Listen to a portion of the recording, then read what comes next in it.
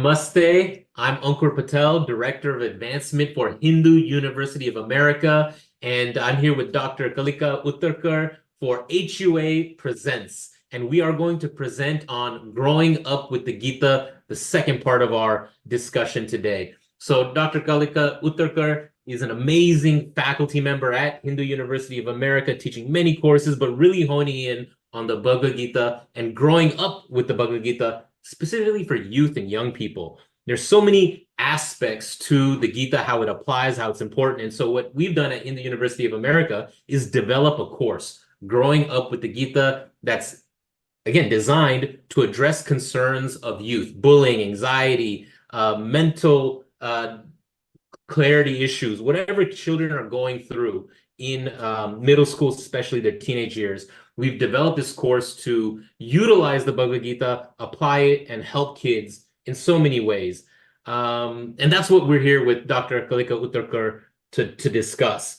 And just laying out the course, we've also had this Bhagavad Gita Pariksha competition that incentivizes the learning and the sharing and the spreading of the Bhagavad Gita. These two go together as a way to introduce Hindu University of America to the community, but also for HUA to offer educational programs that will benefit students and young people particularly. So Kalika ji, let's just start with that overarching question. Why do we even study the Bhagavad Gita? How is it instrumental, or is it instrumental in achieving excellence?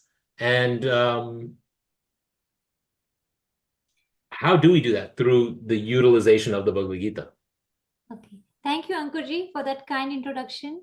And it's always pleasure to talk with everybody on the topic like Bhagavad Gita and our course that is Growing Up with Gita.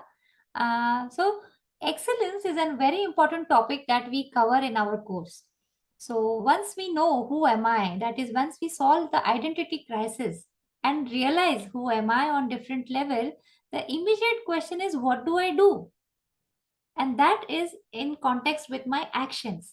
So which actions are good, which actions are not so good, which actions should I choose, which I should not choose. And then the next question follows is that how should I perform them? And here comes the element of excellence. Whatever I do, I should do it in my full capacity. I should achieve excellence is what we all think about. And how should we achieve that? So Bhagavad Gita comes in comes in the scenario where it tells us that we have to be physically fit, we have to be emotionally strong, we have to be intellectually clear. There should be a lot of clarity, and we should have a very strong spiritual goal. That is our spiritual quotient. So these days people talk about intelligent quotient, then they talk about emotional quotient, but Bhagavad Gita talks about spiritual quotient as well. And through this course, we introduce our students to this aspect of philosophy and self-development. So when it comes to excellence, which action is good is an important question. So any action which has a good intention is always a good action, is a right action. But what happens is we all have good intentions and we all are performing our actions and we are aiming towards certain goals. So what is the goal in my life? Now there has to be a clarity about this also, because we have some primary goals, we have some long-term goals, but we also have some intrinsic goals. Like what is the ultimate achievement that I need to achieve in this life?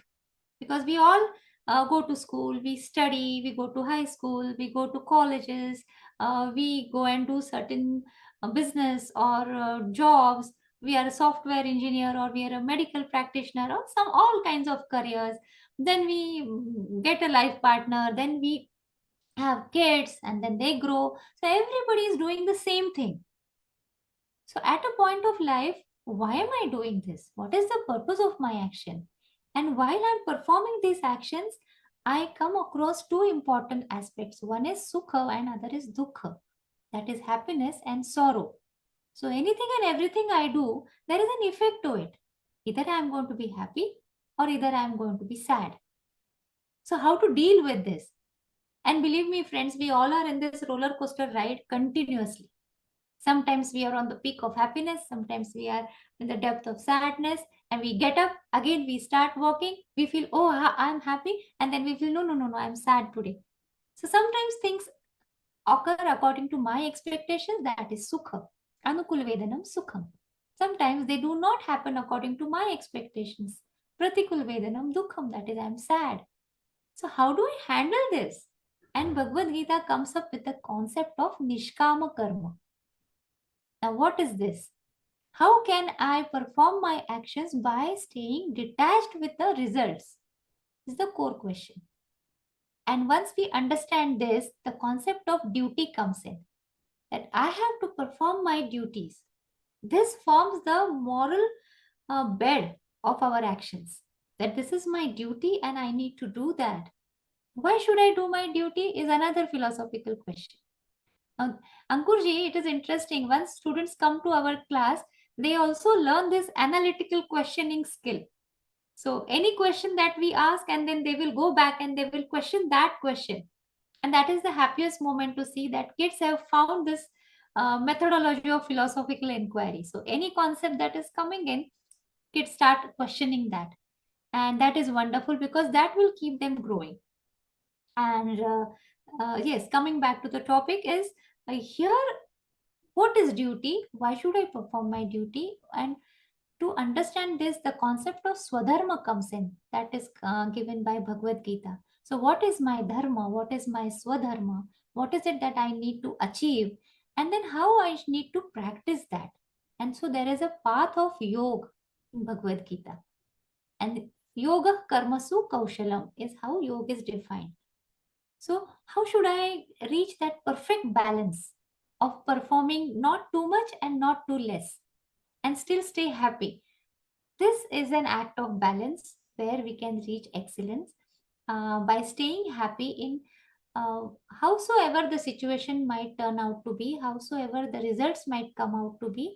I will be happy.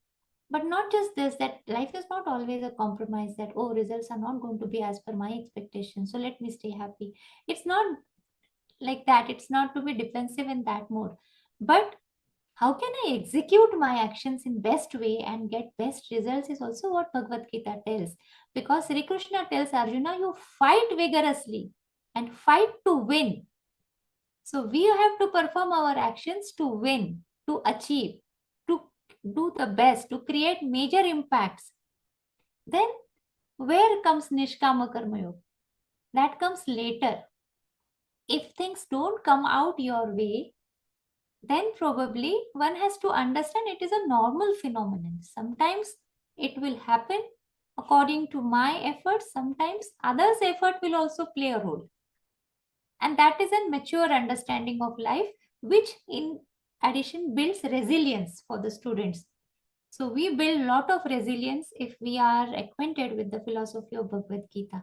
So in all together, building excellence according to Bhagavad Gita is knowing myself, knowing my purpose and the meaning of my actions, and then doing it while performing a lot of self-control and focus.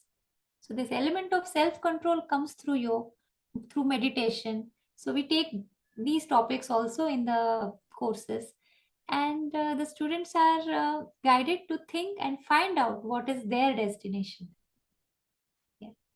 As you were talking, I was thinking about my choices and reflecting on how throughout my youth, adolescence, adulthood, always faced with these different choices, challenges, Um, so how, and at different ages, right? It's a different impact. So how do you see the Gita, the Bhagavad Gita, helping youth at different ages and maybe throughout their lives as well? The different impacts that it can have, that you've seen it have on your own students. Yes. Fortunately, Ankurji, Bhagavad Gita came into my life at a very young age. And initially, maybe it was just my primary school days. And from there on, I started getting acquainted with different thoughts in Bhagavad Gita.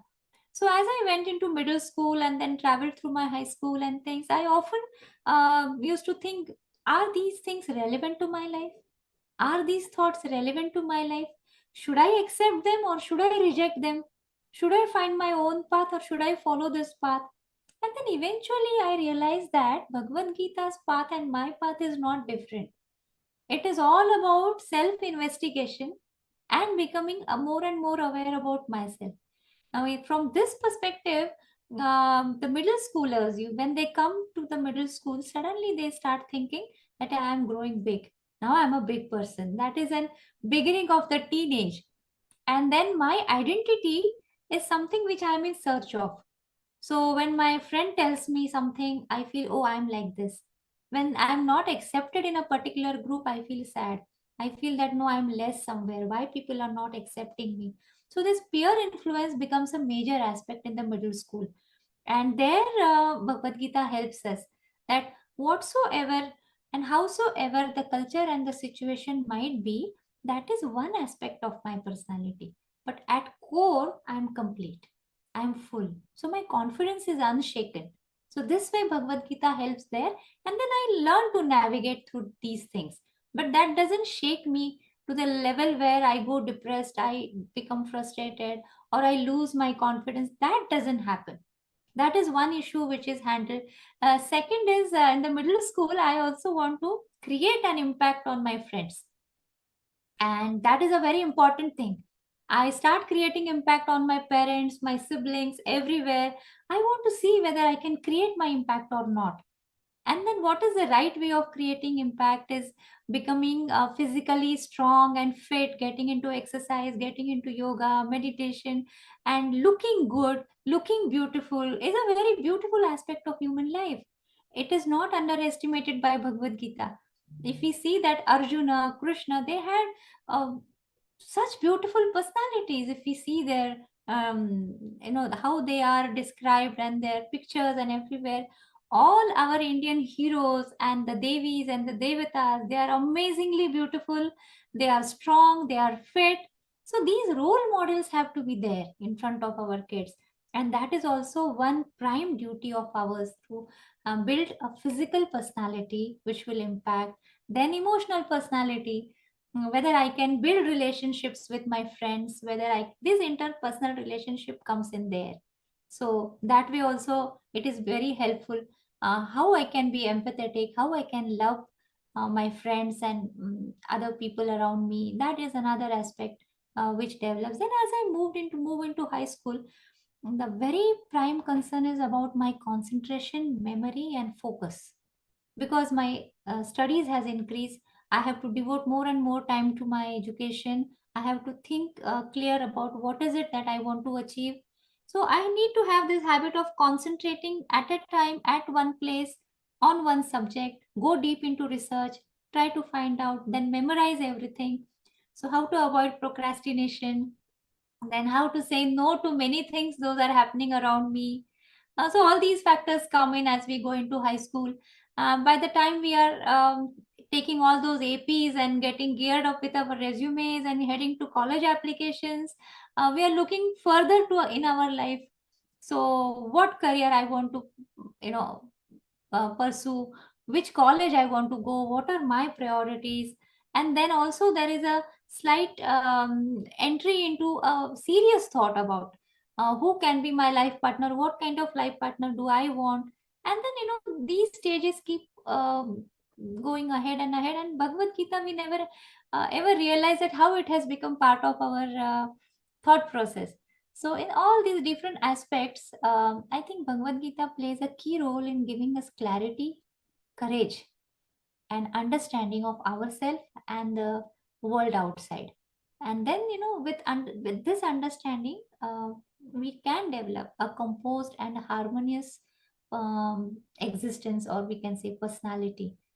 It is very interesting, Ankurji. Bhagavad Gita is a gist of Upanishads, and Upanishad is the fundamental philosophical uh, treasure that we have. So that comes through Bhagavad Gita and it comes into our lives. So it's a beautiful experience. I want more and more kids to join us, not because we are coming up with this course, but because this is an opportunity to get into a amazing thought process and the journey of self understanding, self awareness, self control. So yeah, looking forward getting more and more souls coming with us. Yeah, no, thank you for articulating that journey. It's amazing. And I think children, young people would benefit from being with you, spending time with you, learning from you. And of course, any time that you spend with the Bhagavad Gita is, like you said, impacts your thought process and impacts your life in a positive way. But at Hindu University of America, having structure, having a course, having somebody who's an expert like you, and an expert not just on the subject, but has so much experience teaching children already, right? Engaging with them in different coursework and different levels. It's just a wonderful opportunity that we are proud and glad to be providing to the next generation of Hindus in America and wherever you may be. Kalika ji, maybe some closing thoughts for this episode of HUA Presents. Thank you, Ankurji, for all your kind and motivating words.